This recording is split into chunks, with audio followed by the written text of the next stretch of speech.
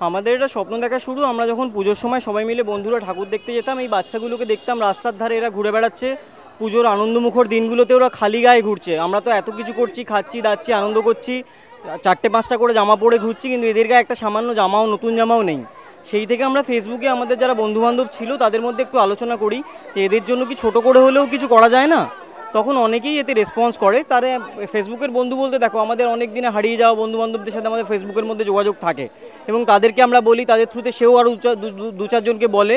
এরকমভাবে 10-12-15 জন মিলে আমরা প্রথমবার সিটি সেন্টারে গিয়ে একটা মিটিং করি 2011 পুজোর আগে, এবং সেখানে যে যেটুকুন পকেট মানি থেকে যে যেটুকুন পেরেছি সেখানে একটা ফান্ড ক্রিয়েট করি, এবং সেই টাকা দিয়ে 2011 পুজোতে আমরা প্রায় কলকাতায় 500 বাচ্চাকে জামাকাপড় তুলে দিই।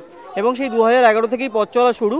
এবং এই নতুন জামাকাপড় দেওয়া ছাড়াও আমরা সারা বছর ধরে নানা রকম কাজ করে থাকি।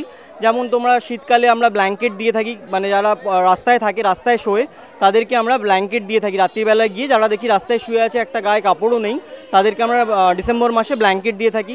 এছাড়া আমরা গুড়াব বলে একটা হুগলির গ্রামে গিয়ে পুরনো জামাকাপড় ডিস্ট্রিবিউট করেছিলাম।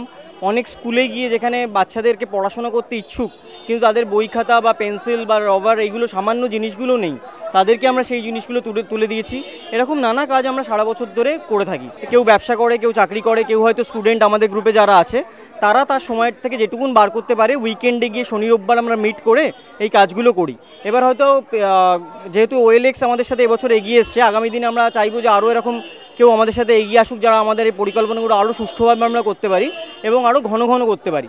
আগে হয়তো আমরা 3 মাস 4 মাস পরে একটা কাজ করতাম, এখন চেষ্টা করব প্রতি মাসেই কিছু না কিছু এই মানুষগুলোর জন্য করার, যারা আমাদের চারিপাশেই আছে কিন্তু অবহেলিত।